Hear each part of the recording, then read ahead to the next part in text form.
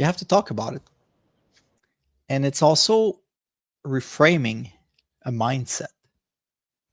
We have to emphasize with coaches that your task is not only to help them be better this year, it's to help your athletes be better the next year and the year after that, even though you're not there anymore.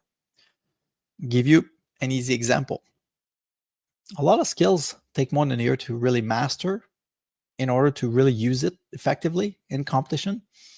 For example, if this year I teach my athletes how to visualize, they might be able to use it by the end of the season a little bit in competition. But to truly master visualization, mental imagery, takes work, takes time. You have to teach how to visualize, then you have to use it in context, in practices, rehearse it, maybe try it in competition. But the reality is, a true mastery of that skill will take 2, 3, 4 years before it's very effective. But if I do introduce it this year, I'm planting the seed for mastery in 2, 3, 4, 5 years down the road. And that's what short-term coach education programs should emphasize. Something that you plan today, that you introduce this year, this season, will flourish. And if it's nurtured and practice, will get to a point where the mastery of that skill will be high enough to be very effective in practices. Oftentimes, advanced skills in sports will take a fair amount of time to master, but they have to be introduced. I'll use my sport or the sport of baseball as an example. My sport is softball. A moving ball, a pitcher, they throw what we call junk or balls with effect. So the ball might drop, might curve, might rise in softball.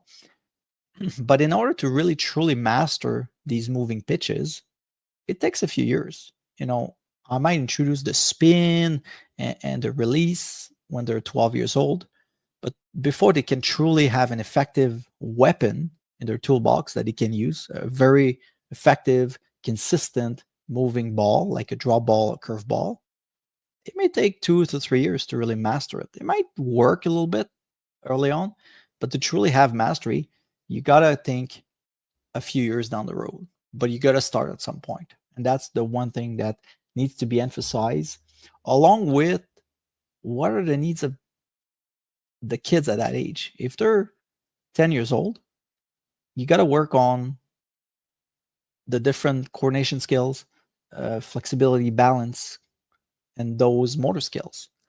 That's well proven. So we have to emphasize coaches to be familiar with the long-term development models and principles so that they don't forget to train the athletic player.